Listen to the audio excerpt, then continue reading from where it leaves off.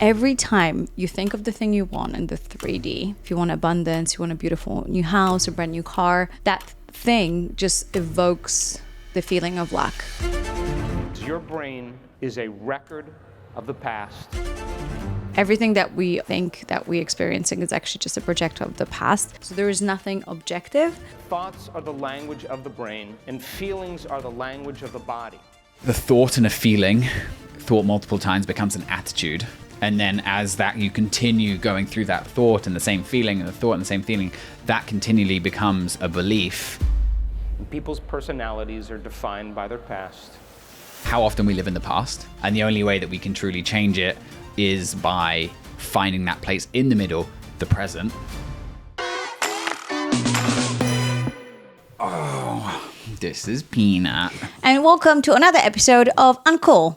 What do you have to say for yourself? What's been happening in the world of Peanut? What's been cool? Squirrels. Squirrels are good. Oh. Toy? Or Yeah. treats? Treats are cool. Oh, he's a little twisting head.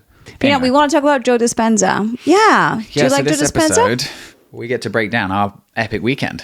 Yeah, it was just spent a weekend at Joe Dispenza's progressive retreat. I took 40 pages of notes, which is kind of So this crazy. is the first kind of proper retreat I've been to, thanks to you. And I can tell you a couple of days leading up to it, like on Thursday and Friday, I was like, oh, babe, do we really need to go? And Yeah, it's like a whole weekend is an overkill, don't you think? Like, we're going to be there whole weekend. Yeah, I really definitely wasn't interested in going. And I think partly because from what I have listened to of Joe on podcasts and other things, like he's very serious and very sciencey. And I was kind of concerned that was going to be 12 hours of that and that I wouldn't really get, I don't know, that was my concern going in. But I was so surprised.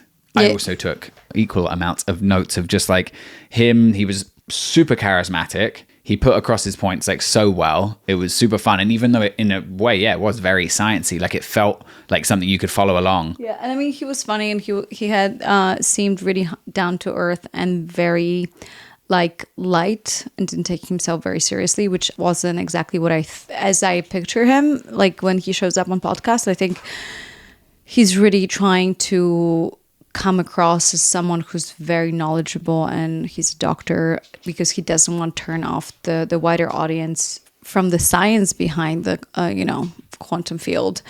But then in person, once you get there, like he's just himself. And to me, that was like the biggest testament to what he's doing. Yes, to me, that was like the biggest testament to his work, that he was light and funny and joyful. Because I always find that it's really interesting when you meet a lot of spiritual people and they're like so serious and so like... Yeah, you're like, I'm super spiritual, but I'm like really serious and I don't have any fun. Yeah, and I'm like, and I don't do red anything flag. joyful. Yeah, so the more fun you are, to me, that's like the biggest... Yeah, I wanted to talk about a couple of these things that we kind of like looked through, because I think there was some really, really powerful... What was like on the top of your mind? What was like your favorite thing?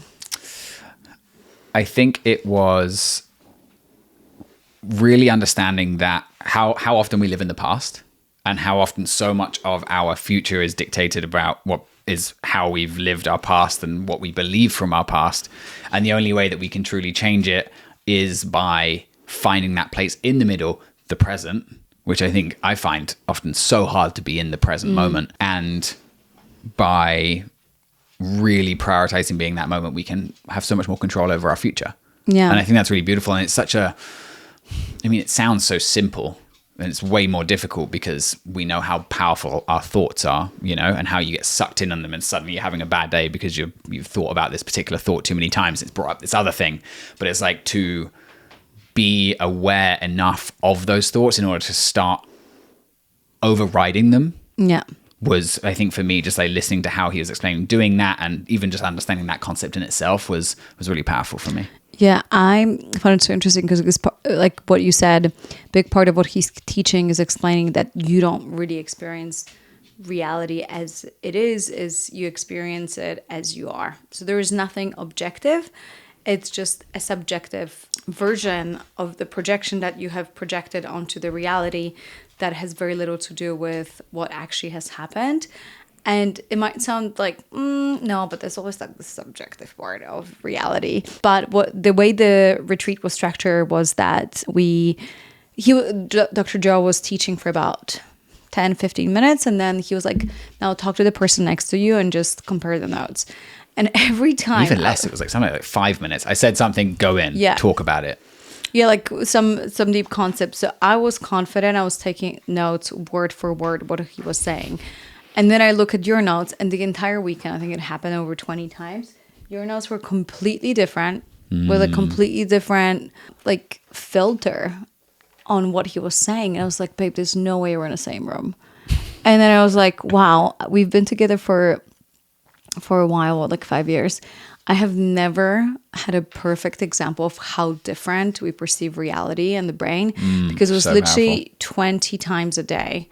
When someone says something and we compare notes, and you have your notes and I have my notes, I'm like, whoa, it's like vastly different. Yeah. Everything was different. I was We're like taking notes from each other's notes going, that's cool. I didn't see it from that perspective, but it's such a powerful reminder, right? yeah, and that gave me like a lot of understanding, to like an insight to your brain. I'm like, wow, your brain is really different and you perceive reality very differently than me. And if I went around and asked the 5,000 people that were there, I probably would have noticed that they also had a different experience of That's that. powerful. I love that. And then and that also gave me this beautiful humility that maybe I'm not always right, and it's such a beautiful lesson for the ego, because I'm so convinced that this is the reality, and someone says like, no, that's not what happened. I'm like, that's definitely what happened. We believe our version of reality, our ego wants us to, so much. But I was like, there is no way in the world that how different that experience is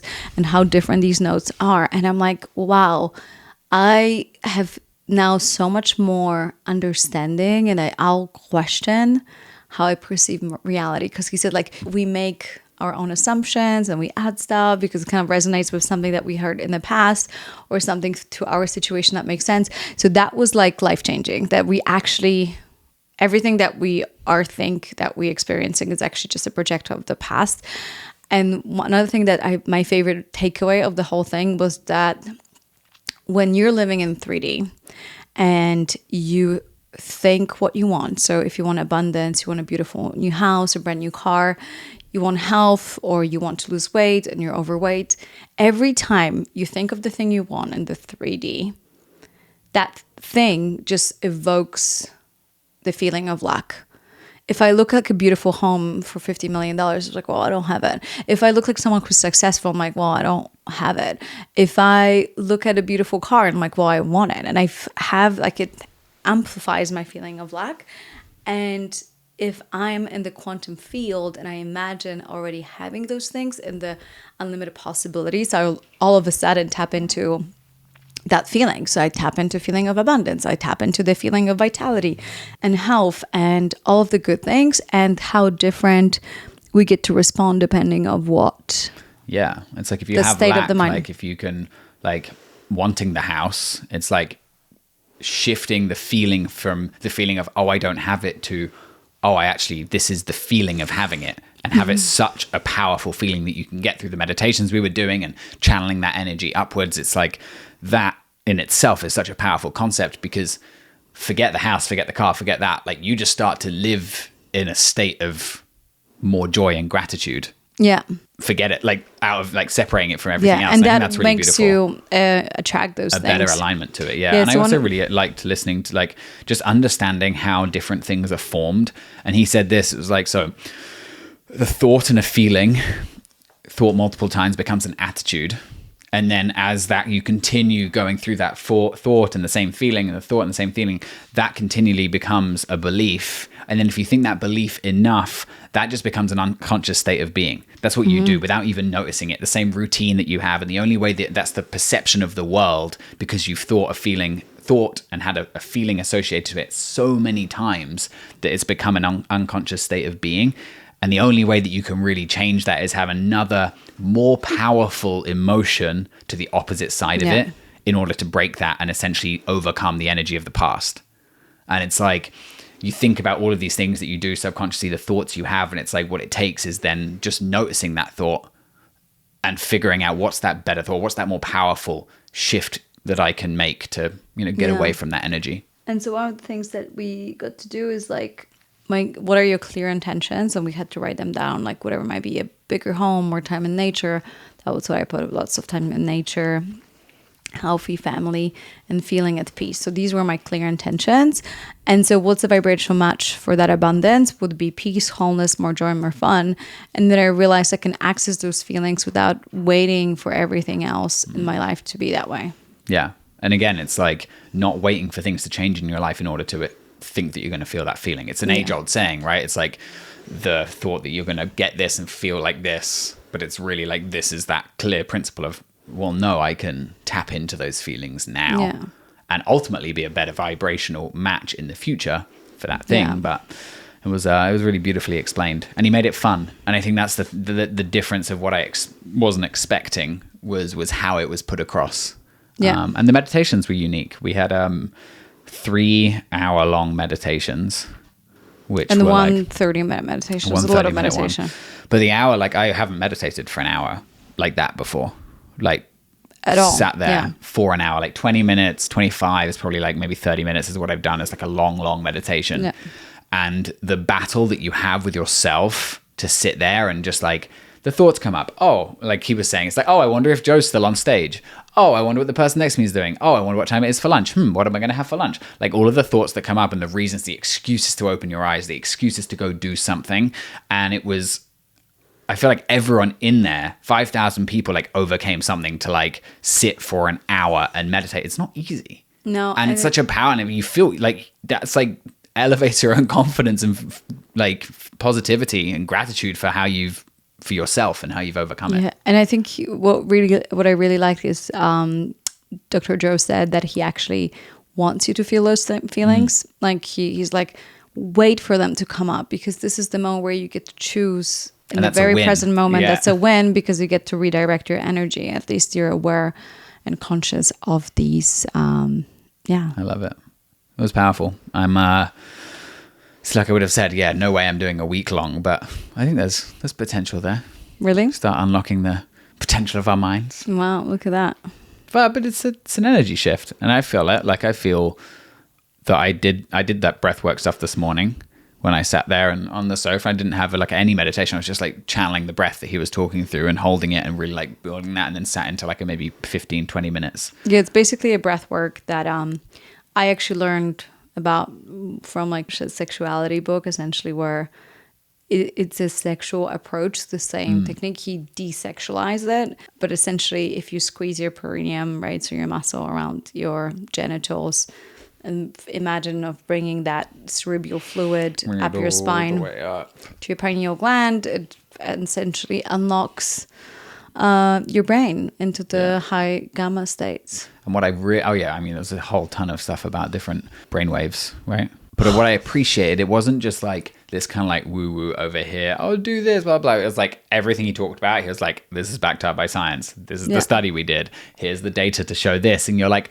okay, like I have more confidence in what I'm doing than like, oh, do this and it's going to be great. And like, there's zero context to what you're doing. Like he gave scientific context, which for me was powerful. And we highly recommend, if you haven't been, one more note that I want to say, it's that the power of the placebo. But if you are looking to make a change, it doesn't take 21 days. It takes 6 to 8 weeks to rewire your brain and activate the neurons, and the neurons that are wired together, fired together. And so you want to deactivate, untangle them, and unlink them to create neural connections. New pathways. Yeah.